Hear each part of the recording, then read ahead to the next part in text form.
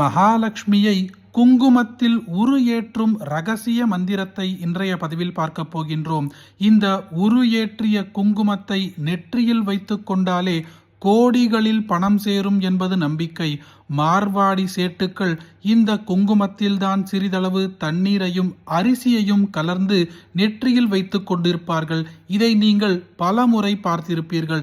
அப்படிப்பட்ட செல்வத்தை சேர்க்கக்கூடிய மகாலட்சுமியின் ரகசிய மந்திரத்தை பார்க்க போகின்றோம். பதிவுக்குள்ள போறதுக்கு முன்னாடி இதுதான் முதல் முறையா நம்ம சேனலுக்கு வந்திருந்தா சப்ஸ்கிரைப் பட்டனை கிளிக் பண்ணுங்க. தினந்தோறும் உபயோகமான ஆன்மீக பதிவுகளை பெற நோட்டிபிகேஷன்ல இருக்கிற பெல் ஐக்கானை கிளிக் பண்ணுங்க. இந்த வீடியோவை லைக் பண்ணுங்க.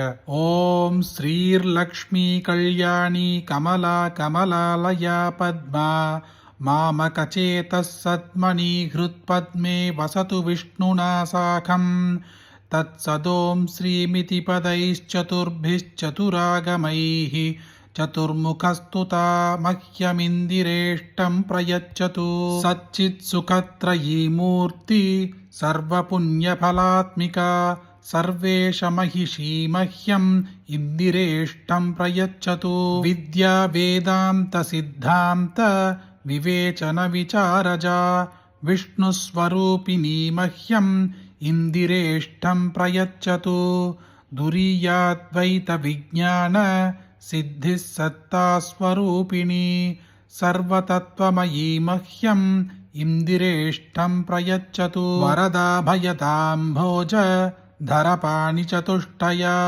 वागीशजननी मह्यम् इन्दिरेष्टं प्रयच्छतु रेचकैः पूरकैः पूर्ण कुम्भकैः भूतदेहिभिः मुनिभिर्भाविता मह्यम् इन्दिरेष्टं प्रयच्छतु नीत्यक्षरमुपासन्दो यत्प्रसादेन सन्ततिं कुलस्य प्राप्नुयुर्मह्यम् इन्दिरेष्टं प्रयच्छतु यन्त्रमन्त्रक्रियासिद्धि रूपा सर्वसुखात्मिका यजनादिमयी मह्यम् इन्दिरेष्टं प्रयच्छतु भगवत्यच्युते विष्णा वनं ते नित्यवासिनी भगवत्यमला मह्यम् इन्दिरेष्टं प्रयच्छतु गोविप्रवेदसूर्याग्नि गङ्गाबिलसुवर्णगा सालग्राममयी मह्यम् इन्दिरेष्टं प्रयच्छतु देवता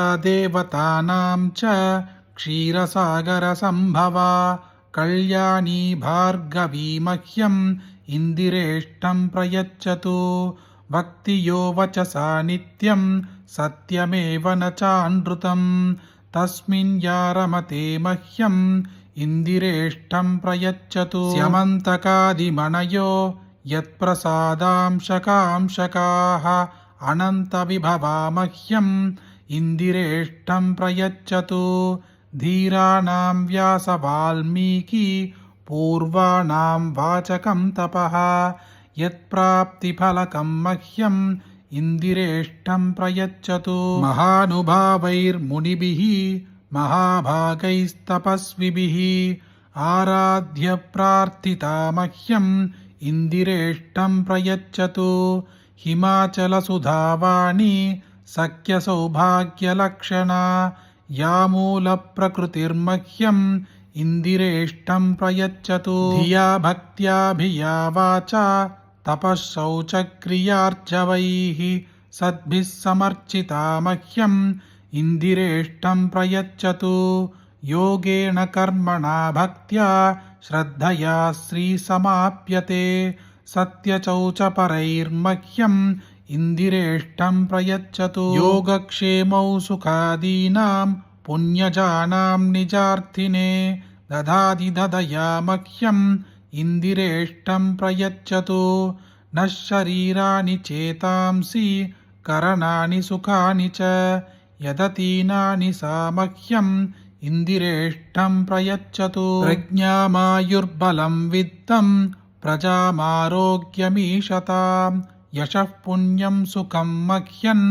इन्दिरेष्टं प्रयच्छतु चोरारिव्याळरोगार्णक रहपीडानिवारिणी अनीदिरभयं मह्यम् इन्दिरेष्टं प्रयच्छतु दयामाश्रितवात्सल्यं दाक्षिण्यं सत्यशीलतां நித்யம் யாவஹதே மஹ்யம் இந்திரேஷ்டம் பிரயச்சது யா தேவ்யவ்யாஜ கருணா யா ஜகஜ்ஜனனீ ரமா ஸ்வதந்திரசக்திர்யா மஹ்யம் இந்திரேஷ்டம் பிரயச்சது பிரம்மண்யः சுப்ரமண்யோக்தாம் காயத்ர்யக்ஷரசம்மிதாம் இஷ்டசித்திர்பவேன்னித்யம் படதாமிந்திராஸ்துதிம் இது ஸ்ரீ லக்ஷ்மி காயத்ரி மந்திரஸ்துதி.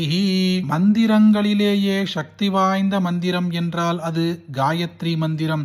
அந்த காயத்ரி மந்திரங்களிலேயே அதிசக்தி வாய்ந்த மந்திரம்தான் லக்ஷ்மி காயத்ரி மந்திரம். அந்த லக்ஷ்மி காயத்ரி மந்திரத்தையே ஸ்துதியாக சாக்ஷாத் முருக பெருமானே அருளிய மகாலட்சுமி ஸ்தோத்திரம் இது. இந்த ஸ்தோத்திரத்தை பக்தியோடு நாம் ஒருமுறை சொன்னாலே நமக்கு அனைத்து விதமான ஐஸ்வர்யங்களும் கிடைக்கும்.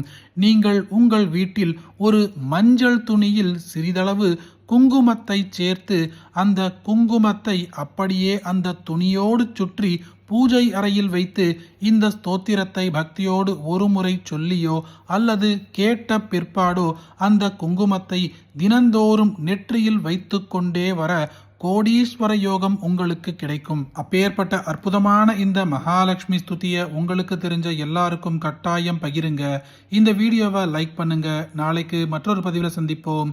ஹரிஹி ஓம். மகா பெரியவா போற்றி.